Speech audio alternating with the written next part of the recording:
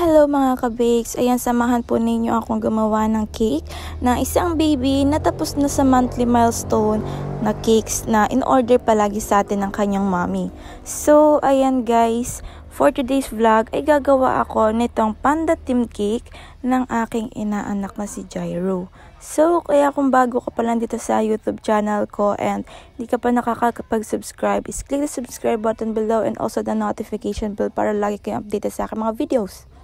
So, ayan, ang theme nga nito is panda theme cake and ang flavor ng ating cake or cake base natin is vanilla chiffon cake. So, para iba-iba naman daw. So, napakadali lang nito guys. Lagay lang tayo ng filling sa loob ng ating cake.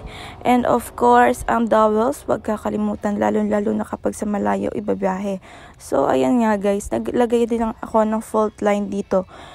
Ang nauna kong gawin is yung light green. Kaso, ayan, mamaya hindi na siya makikita kasi natabunan na siya nitong ating super green na frosting na fault line.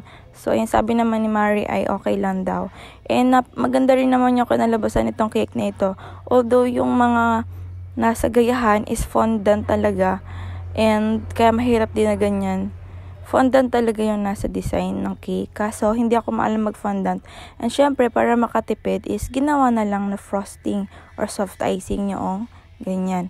Tapos, yung mga panda toys, dapat toys talaga siya.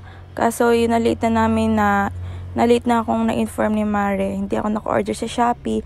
And syempre, kapag dito ka bibili sa amin ng mga ganun, na pang toppers, is super mahal.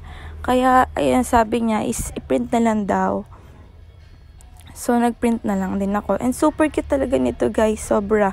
And sobrang simple lang din, ganyan lang siya. Tapos maglalagay lang tayo ng ilang grass doon sa ibabaw mamaya para mas maganda siyang tignan. Although wala siya dun sa picture. Siyempre, pakahilamin ako. Eh, kapag talaga hindi ako nasasatisfy dun sa design, talaga nagdadagdag ako. And siyempre, sinasabi ko doon sa aking customer and always naman sila nag-a-agree. At ayan na nga guys, ang result ng ating panda theme cake.